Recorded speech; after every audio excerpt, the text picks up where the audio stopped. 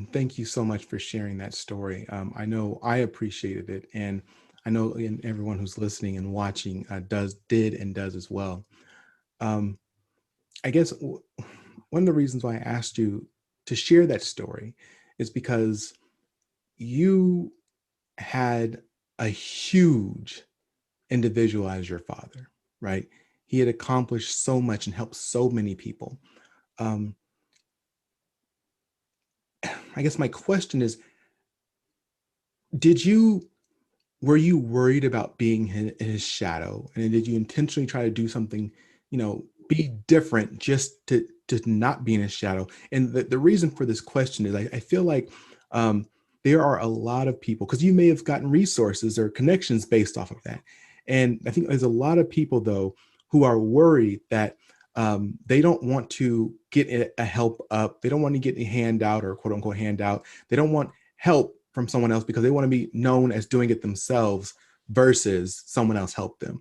So I'm wondering, so how was for you, did you intentionally try to break yourself away from, his story, possibly shadow?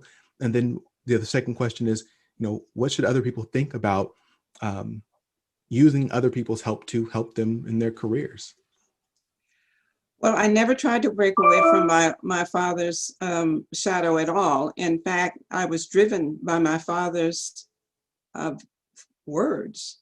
Excellence of performance will overcome any artificial barriers. So for me, that mastery, that achievement was a fulfillment of my father's expectations. So I never tried to separate myself from his perspective, because it was my perspective that I wanted to have pleased him Mm-hmm. in the mastery of whatever I did. And I always felt that I was achieving not because of my name, I was achieving because of my father's encouragement. And so I never Yeah.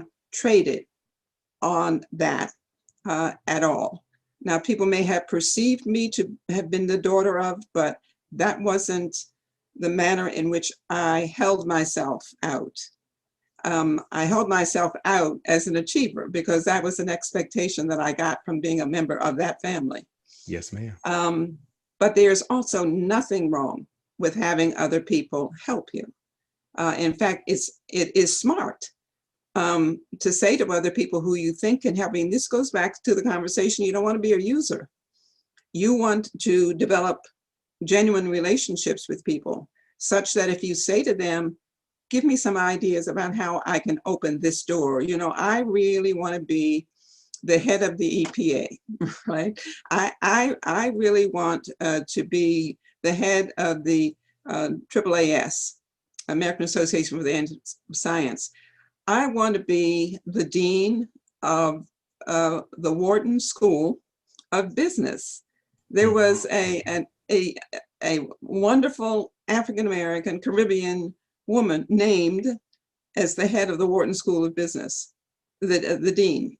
And so those aspirations are no longer impossible.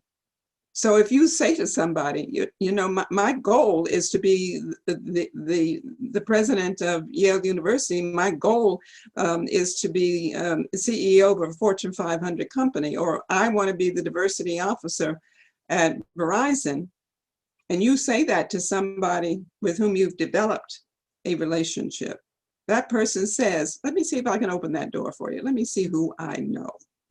Yeah. And that's why relationship building is critical, but it's got to be authentic. Yes, ma'am. Yes, ma'am. I couldn't agree anymore. And so again, there's got a couple more questions I want to make sure I throw your way. So again, another conversation I was having with a senior leader a couple weeks ago now, and we were talking about why I always some advice that I was given early on in my career by the Deputy Assistant Secretary of Interior was the person with the most information wins. And so what she was saying, what I understood her to be saying was that the more information I had, the more data I had, I was going on around me, the better decisions I could make. And as I preach and I teach that as well, and the question comes up, as people are sharing information with you, and they share with you because they know they can trust you, you're not going to share it with someone else. When should you say, no, I don't want to hear that, or that's wrong, or push back? My line has always been, I can hear from everyone. I can hear from Republicans, Democrats, senior leaders. Like they can share with me because they know I'm not going to share anywhere else. But I know that people feel uncomfortable sometimes if someone shares something with them and they may judge them. I tell people, don't judge, just hear. I guess my question is, I know that you've heard information from many sides on different topics. And how do you know when to share that information and when not to share it, even though you feel bad about it? Well, it sounds like you're thinking about a specific kind of incident. If you have to think about whether or not you should be sharing that information, you probably shouldn't be sharing it. If it occurs to you that you shouldn't be sharing it, then you shouldn't be sharing it. And one of the things that I think is most important in relationships is that people who talk to you understand that everything that they say is not going to be repeated to the next person. And if those people can trust you in a relationship that is authentic, where you have information, you're able to use information in a way that advances you because it has been shared in that way. But if you use information first, for example, to get ahead of somebody else in line, who is about to make a decision, you're creating a relationship problem for yourself. And that's not good for long-term relationships. Yeah. So, then folks will say, don't share with him, he'll tell the next person. Or he's very careful about information. You can share information with him and understand that it's not going to go further. Or if it is, he comes back to you and he says, you told me XYZ. I'd like to be able to use that information. May I use it? That develops an authentic relationship.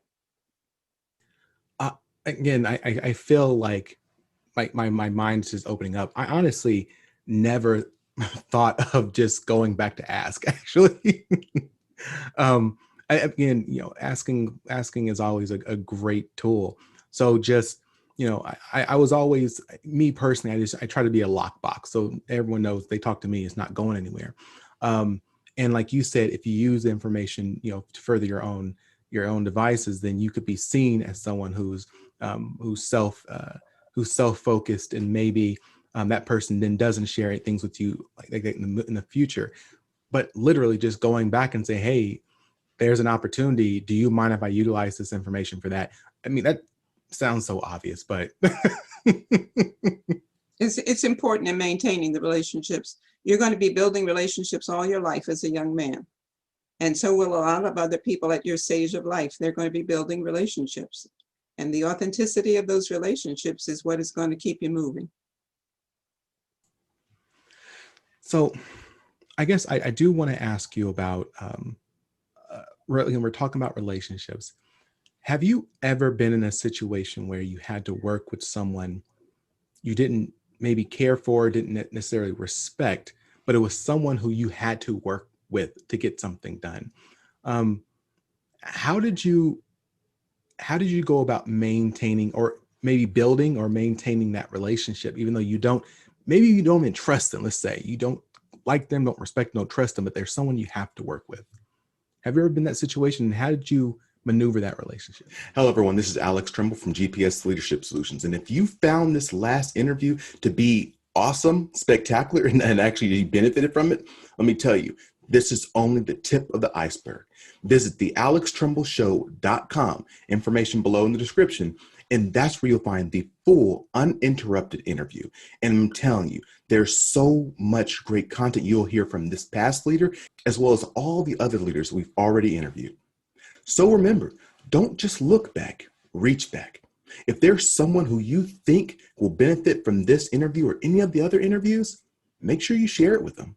Click the like, click the subscribe. And as I always like to end all my sessions, stay strong, stay positive, and definitely stay moving.